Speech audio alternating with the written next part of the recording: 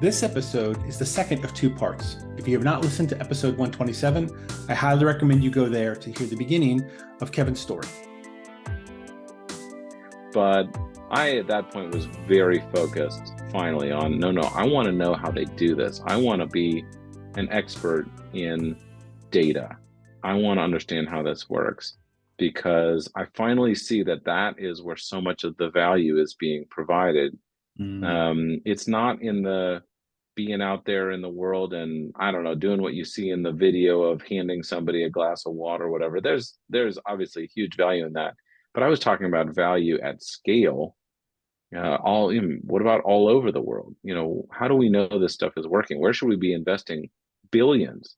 How do we know? And one thing you also learn as you get into, well, statistics, for example, is it really depends on how the machine is built, what numbers it spits out. In fact, it's pretty much entirely dependent on that. So when you can understand what levers are being pulled, what data is being analyzed, what the quality of the data is, and what the sources are, and what assumptions are being made, what biases are inherent in the either data or the analysis, you can start to really understand what's going on, and then, of course, make decisions. So that's kind of what powered the next phase of my career, and actually what took me to join a consulting firm when I graduated graduate school. But I'm going to pause just in case, because I'm giving you a lot of information, and I just want to make sure that it's helpful. No, it's very interesting. So, I mean, well, I'm, I mean, we know each other. I'm completely on board with that whole thing, right? Program management. And what all of MCC did when we worked there, right? That was their entire mission. Was the data told the story. The data said where we should invest. Right. The data said how well the investment was going, and the data tracked it even after that. How well did it do over time, right? And then use that to make better decisions in the future, if possible, right? Totally buy in that, but it doesn't have to be in that field. It can be in any field. It can be right. It could be you're in food safety, or you're in defense, or you're in agriculture, as you were before, right? And those same principles apply. That's why I like being in IT. By the way, I've worked for a number of different organizations over the years, and every one of them had different missions, and I get to go learn a new mission and what makes up that mission, and why is that mission important? What is it trying to achieve? How is it trying to achieve? All those wonderful questions you get to ask, and then go, oh, good. Now, how can I come along and using my knowledge on project or program management, or my capability within the technical realm or the data realm? How can I then support better decision making in that field? 100%.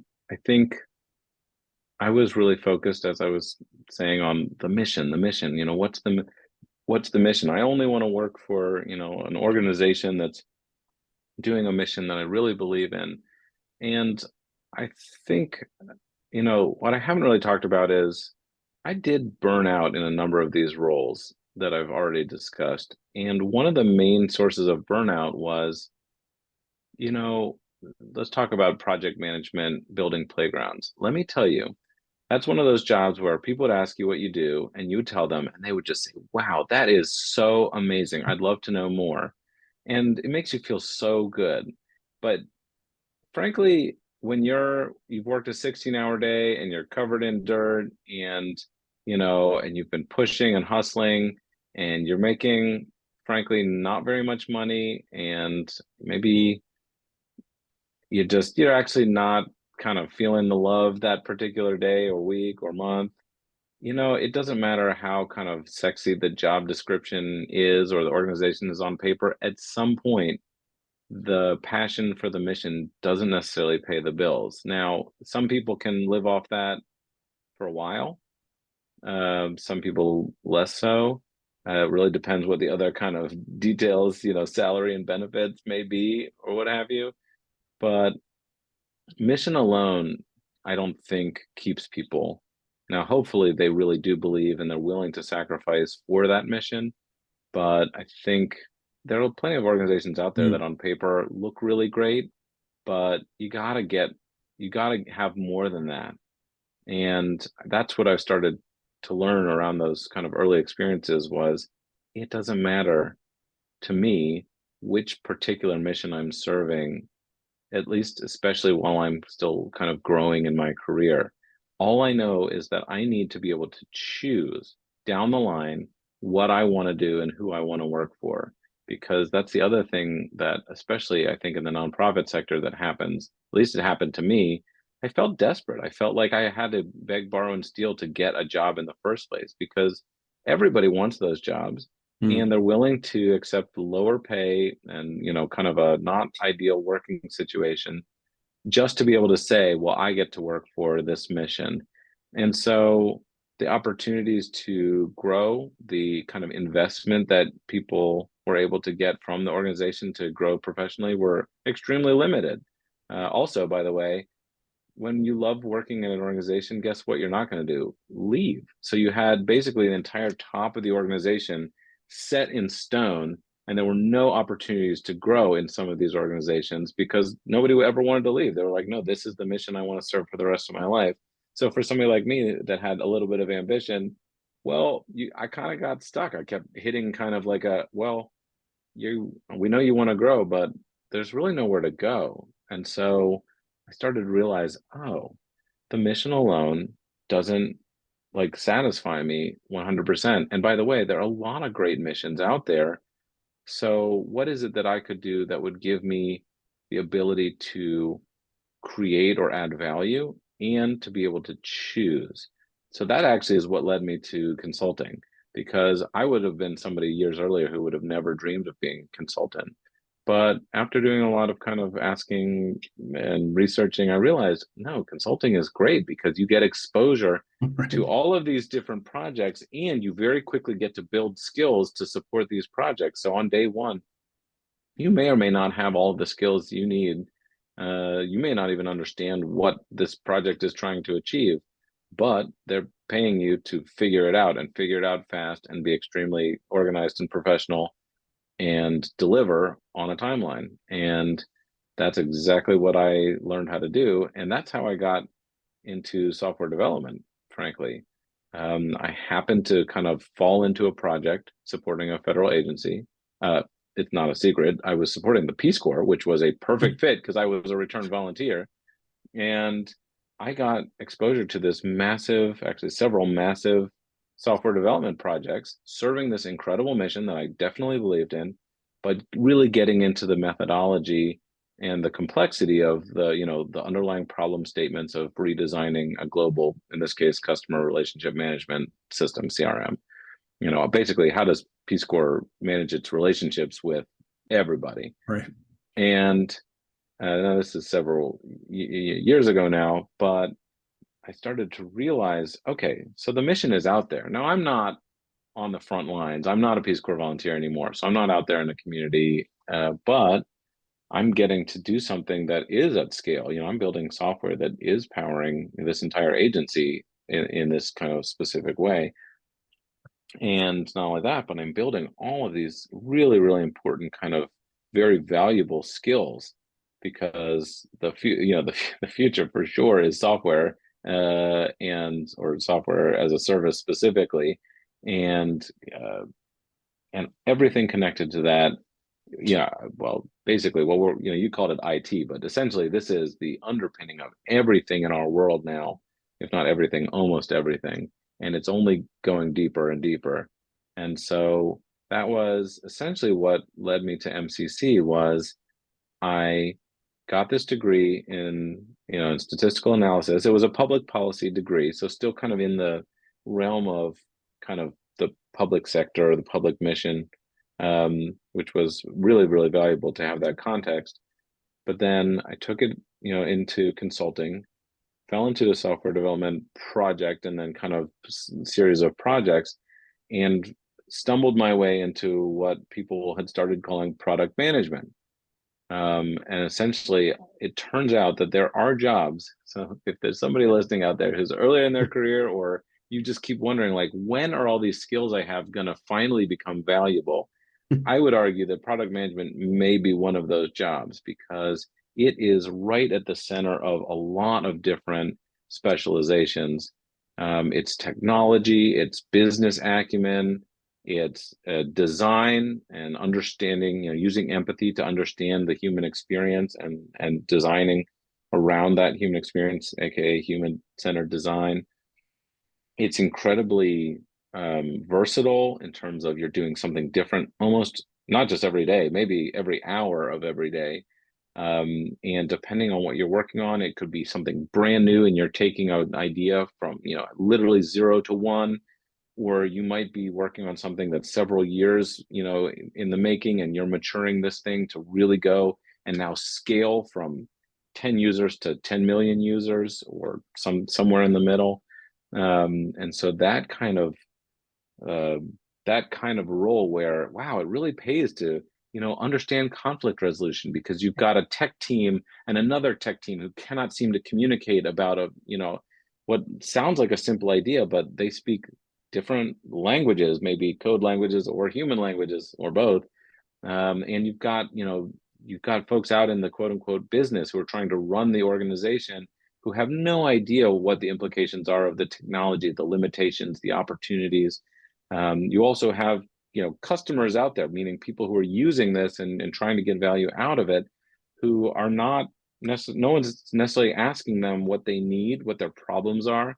And you need somebody right in the middle to bring all that together, organize it, and turn around and deliver that value in kind of small increments. Well, turns out, okay, nobody asked me to play guitar or anything like that. But it does turn out that all those zigs and zags and those big questions and the philosophy and the world religions, honestly, it all comes to bear because you face questions all the time of, well, why are people doing that? Why are we seeing this? I'm looking at the data and I'm seeing this, here's this anomalous data point. I don't understand. So let me really dig into that. Not just tell a story, make it up, because I think we're pretty good at kind of making it up or taking a leap. But let's just go ask. This is something that most people would never even think to do, is like, well, let's start to ask around and make connections and start to kind of, let's put together a whatever, various tools, a survey or a focus group or a just talk to your friends about, I work for a credit card company now, and guess what? Almost everybody has a credit card, at least almost everybody in my circles for sure. So just ask them like, hey, have you ever had to, I don't know, ask for a late fee to get waived? What was that like? Tell Mm. me about your story. Why did that happen? And it's amazing when you start to ask these questions, the answers that come out and the kind of problem statements, but also opportunities are really exciting. And so that is what took me to MCC to do product management. And that was the best of both worlds for me, because it was data. It was MCC, Millennium Challenge Corporation, a small federal agency doing really, really powerful international development work. And like you were saying, Jeremy, just not just kind of massive, incredible kind of direct work or kind of large scale kind of regional work like USAID or even State Department, but MCC's model is somewhat different, at least at the time when it was founded, especially different in terms of data first. We make decisions on data and we really care, and we're going to develop our projects based on what we're learning.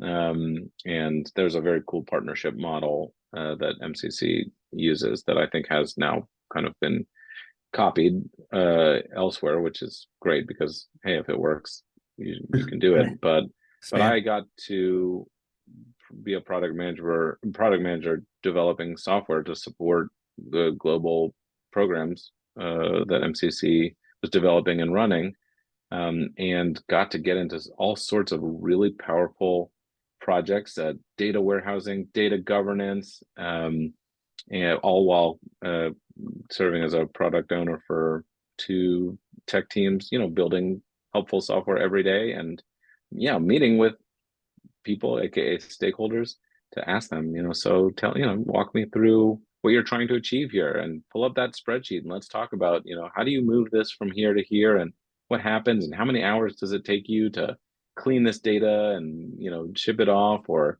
if you could hit a magic button and change the way that, that you work, what would you do? And then take that back and make it a reality. And some of the work that I got to work on, I'm still in touch with folks at MCC. It's still growing. I mean, it's still out there. These things are being used and are actually now kind of fully scaled.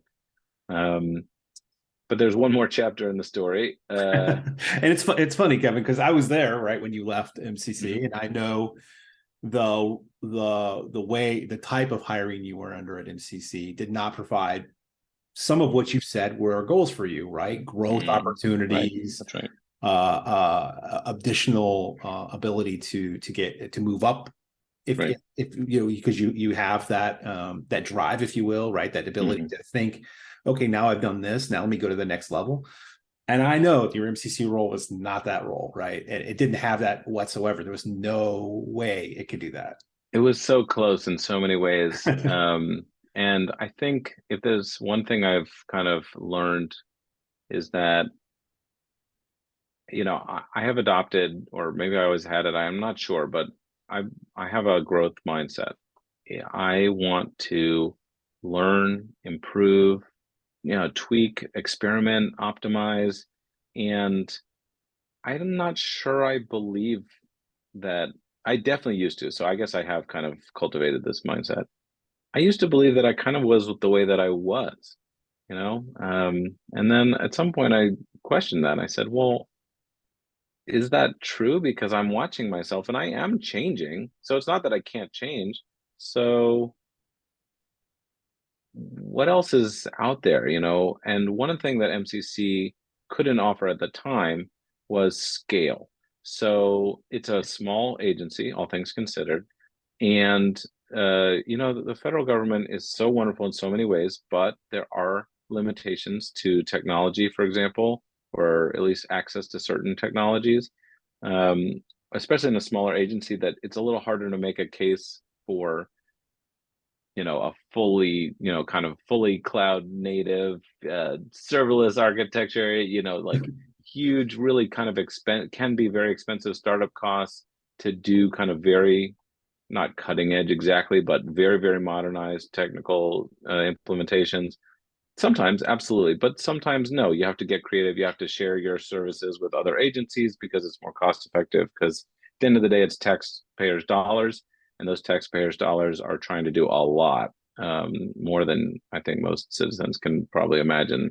So I just realized at some point that if I really want to call myself a product manager, I need to go do this in the private market, out in the big leagues. And so I regretfully took a role in the sense that I was very, very happy at MCC. It wasn't always, I guess, easy, but I learned something every day, and the people at MCC are incredible.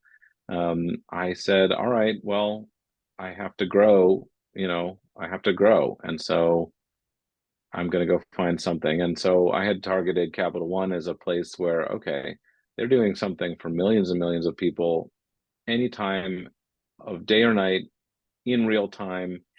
And they are doing this on web and mobile. They have an award-winning mobile app.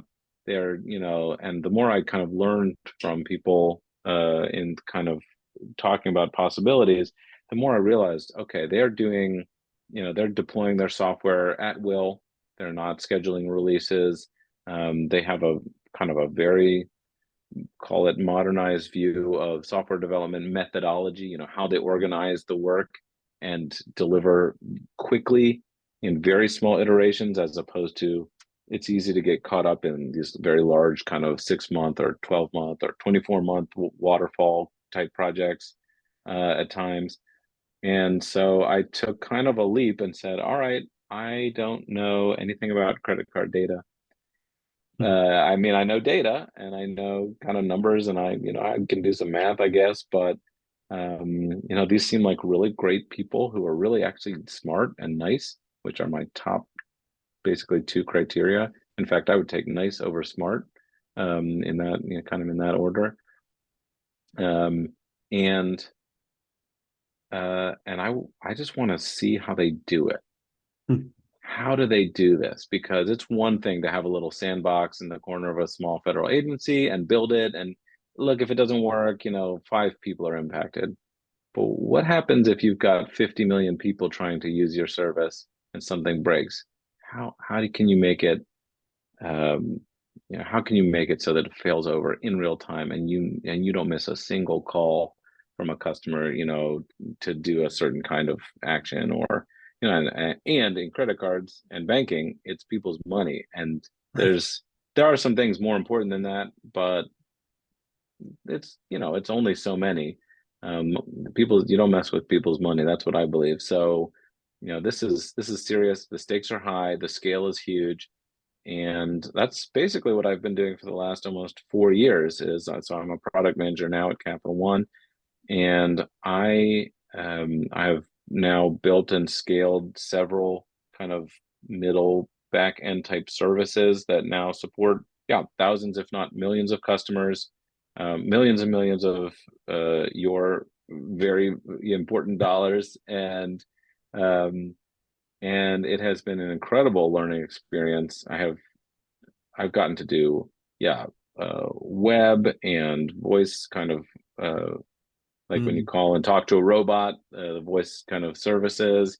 I've gotten to do a lot of customer service agent software support, meaning when you call and talk to somebody, the screen that they're looking at, I've gotten to build on, and support those services, and have learned a ton about what it looks like out there in the very, very competitive market of credit cards and banking.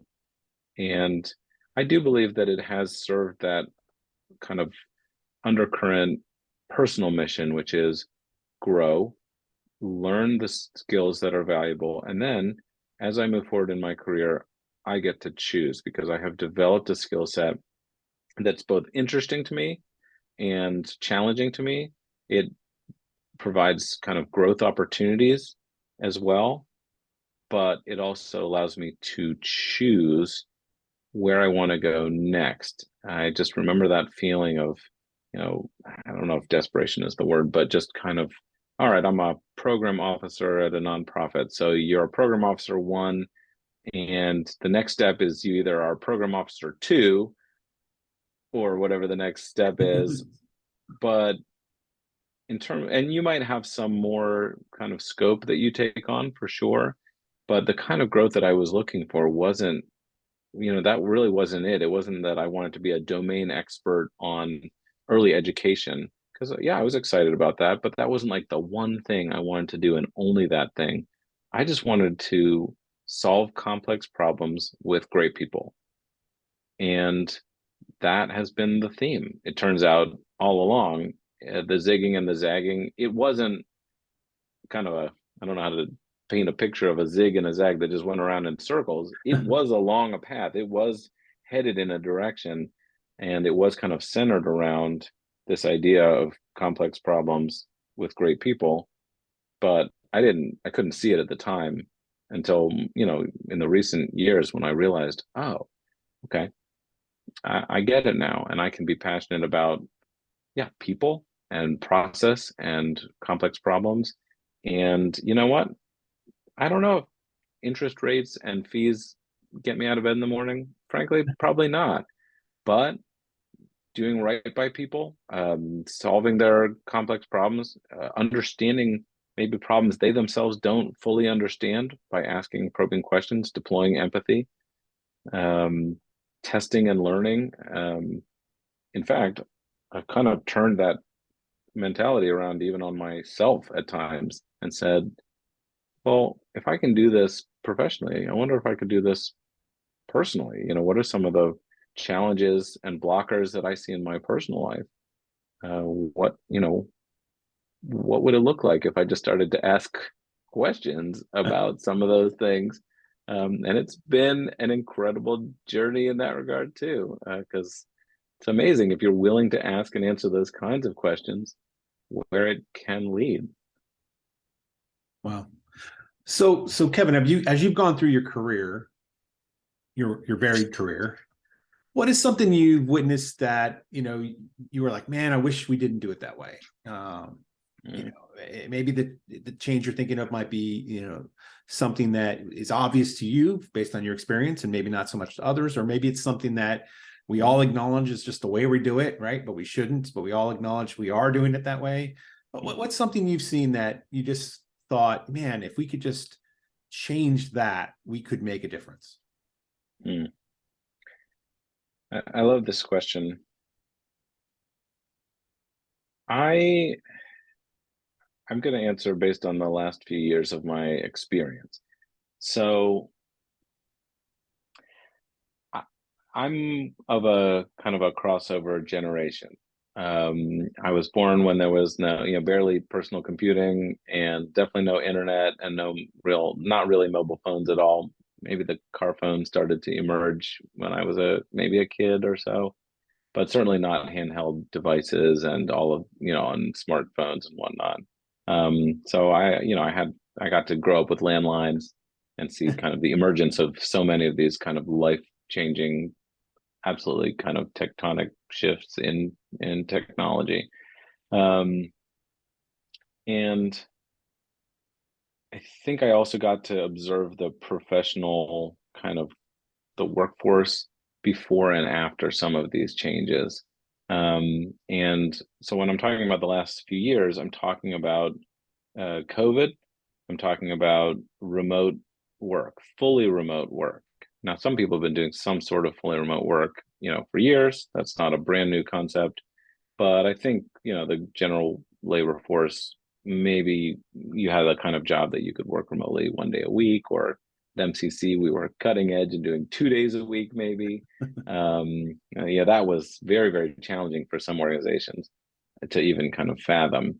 And especially outside of technology, this was even harder to fathom. So there's certain fields where I think it's all right, well, you know how to use a computer, so you know, maybe we could do this. But certainly in other fields, this, you know, even today, people really struggle with this idea.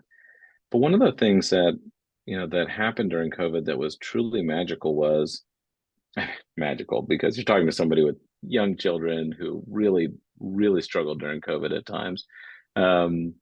And, you know, had to move my family twice and all sorts of wonderful things. But one of the things that happened at work was there was no separation between who you were at home because you were at home and who you were at work.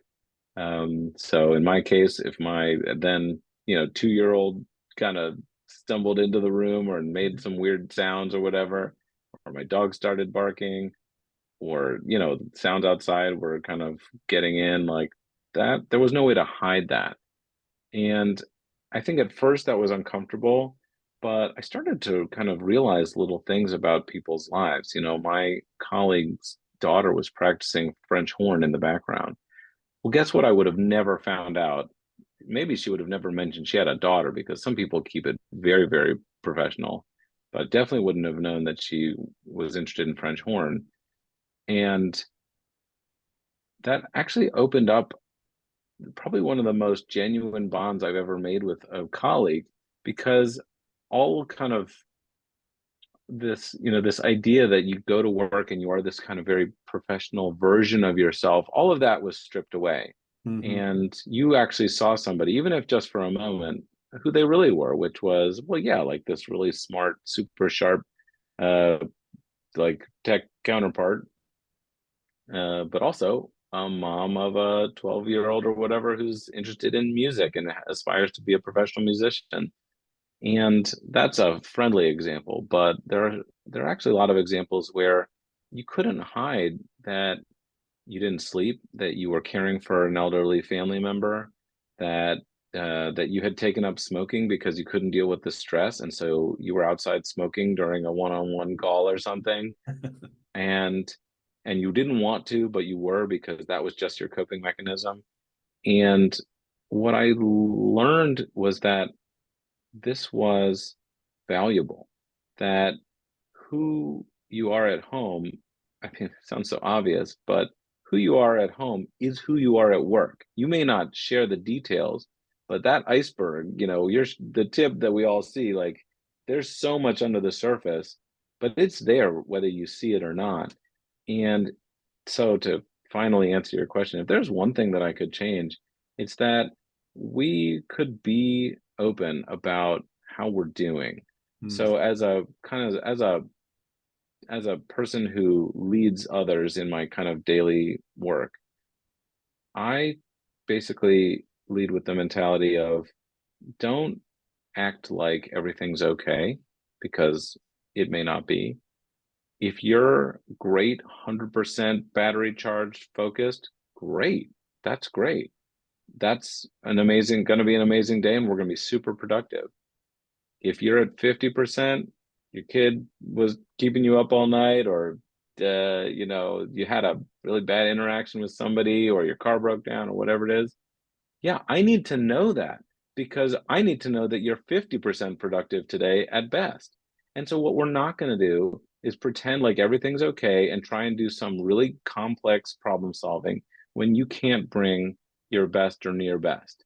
Let's do that tomorrow when you had a good night of sleep. Um, let's not do the thing where people are angry with each other or short with each other or yell at each other because of something that happened in their personal lives and they're taking it out on somebody else. I don't want to work on a team where this is how people interact. I would much rather say, hey, everybody, listen, I am having a really hard time. I don't want to get into the details. You don't have to know that I went to the doctor and got some, disappointing news or something. Like, we don't need to share everything, but being authentic and saying, hey, you know what? I'm really not focused right now. And I'm seeing that I'm kind of the bottleneck here because you really need me to understand this and to take an action item or to make a decision and move this forward. So, could we figure out a way to work together? Meaning, could we do this offline? Could I get back to this later after I kind of take a break and kind of clear my head? Could we honestly reschedule this rather than just power through a meeting that, you know, um, could we just do that? Or one other version of this is, and this is going to be extremely unpopular, but hey, I noticed that you scheduled this meeting without an agenda or kind of a objective. And I got to be honest with you, I've got a ton on my plate today, and some of it's really time sensitive. So if this is kind of a general conversation or you have some questions, can you please send those to me in advance? I will think about it and I will get back to you either in writing or then we can discuss. But frankly, I don't have as much flexible time as I wish I did to kind of hang out and talk with you about this because for every conversation I do have, I have to turn down five because in the kind of role I have, and Jeremy, I think this is true in your role and a lot of people's roles, I got people from all directions asking things. So I could spend my entire career just answering email or Slack or any chat kind of messaging service. And that would be my all of my time. And I would provide no net new value in my role, except problem with that is my job description is find problems, solve them, and in solving them, provide value, like new value. So I literally wouldn't be fulfilling on one of the central functions. And if we could have those conversations in a respectful, friendly way, I believe that we would be a lot happier at work, B, a lot friendlier to each other, and C, probably most importantly, at least in the work world, extremely productive because you could be your actual self and not sit there with your video off, like yawning and struggling.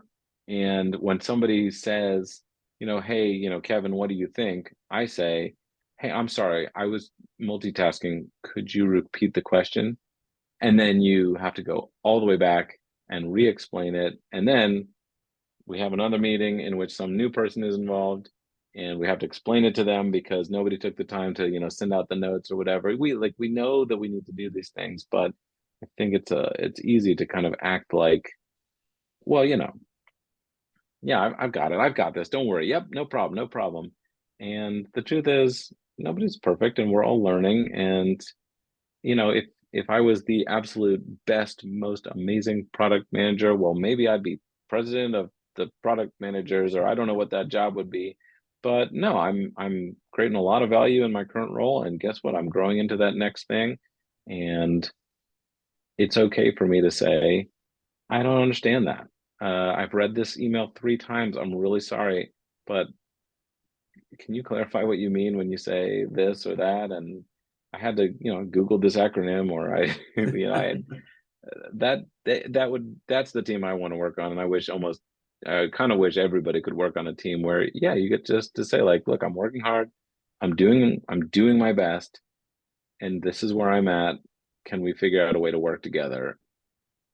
What do you think? As opposed to all of the things that go unsaid and the kind of, pretend, you know, there's just a lot of pretending, I think, that happens in the professional world, which isn't necessary because we're human, and who you are is who you are at work, period. Right. Well, so Kevin, what's next for you? Any adventures upcoming in the near future? Well, professionally, I continue every single day to grow and learn. So I'm not sure I have any kind of thing in particular, but like so many, I'm fairly obsessed with natural language processing and large language models. I just find the breakthroughs in kind of AI and AI powered technologies really, really fascinating. And I think, yeah, I don't even think we've quite yet fathomed where this is headed. So I spend a lot of my time kind of thinking about, speaking of big questions, those are the kind of big questions I love to think about, read about, kind of, in my personal time, experiment with. Um, and I think that's kind of my goal, is to, yeah, continue to just feel excited and interested in projects and growing. Um, and in my personal life, well, I'm very focused on, I was joking, I'll joke with folks about, everybody's talking about their side hustle, but I kind of am really focused on my so-called front hustle. Like I work a job I'm interested in, I'm passionate about. I have a family that I'm very, very interested in participating in and engaging in. I've got, children and a partner, and I even a dog who I just want to be there and be present for and with. Um, and then I think I'm really interested in kind of what I was alluding to earlier, which is, yeah, turning that kind of product management mentality kind of around on myself and asking, like, well, where do you want to go? So I know it sounds kind of, I don't know what it sounds like, but what would this look like if I talk to a professional about some of these things I'm thinking, like a therapist or a career counselor, or, hey, I've noticed that, I don't know, I'm snacking more than I want to. What are some what are some ideas out there that might kind of help me? Because I have some idea of where I want to go with, with how I'm feeling. What would that look like? So what would it be like to experiment with, uh, speaking of unpopular things, like what if I stopped drinking alcohol for a week or two? What would that feel like? Huh, this is data I'm Right. collecting and looking at and thinking, huh, okay, I felt nothing. I should not worry about it. There's nothing wrong with having a drink once in a while, or something like that. Oh, I'm sleeping really strangely. What's going on there? I just find that it can be dangerous to optimize all the time, but so I'm not necessarily kind of obsessing about perfection, because that's a construct, meaning it's an illusion. But certainly asking the kind of the questions of like, hey, I'm observing a certain thing, I'm getting curious about what's going on there. And I'm finding that that is leading to all sorts of really interesting findings. And I don't mean to, but I kind of have started to product manage elements of my life down to, have noticed that my daughter always comes down for her water bottle even after bedtime, and it's really disruptive because she wakes up her sister. So what would happen if I bought a second water bottle, and one lived upstairs and one lived downstairs or whatever? And that kind of eliminates the need to go. And I just love that kind of thing, because it looks like a small improvement, but if you add them all up, all of these small kind of optimizations or improvements do actually end up kind of in aggregate leading to a very different experience. And I find that kind of the complexity and the nuance of all that stuff is A, fun and interesting, but B, kind of something I can control in a world that can be very challenging and out of Mhm. control. I find that asking and answering some of those questions is almost like safe when when there's some massive forces acting on each of us that we just no we can't control and no one's asking us to. So finding little ways to be okay in a complex and sometimes not ideal world is comforting. And and I like that. So that's a long answer, like always, to your questions. But yeah, I'm enjoying the journey and kind of growing and seeing what's out there and just saying, hey, what would happen if, if I did this or learned that? Well, Kevin, thank you so much for coming on the podcast. It's had an enjoyable conversation from one problem solver to another. It's always great to hear how what I might think is actually being said by somebody else. I'm like, wow, okay, maybe I'm not off my rocker. So it's great to catch up with you. It's been too long, and I look forward to seeing what's next for you. Thanks, Jeremy. It's my great pleasure. It's really great, seeing you again and talking to you.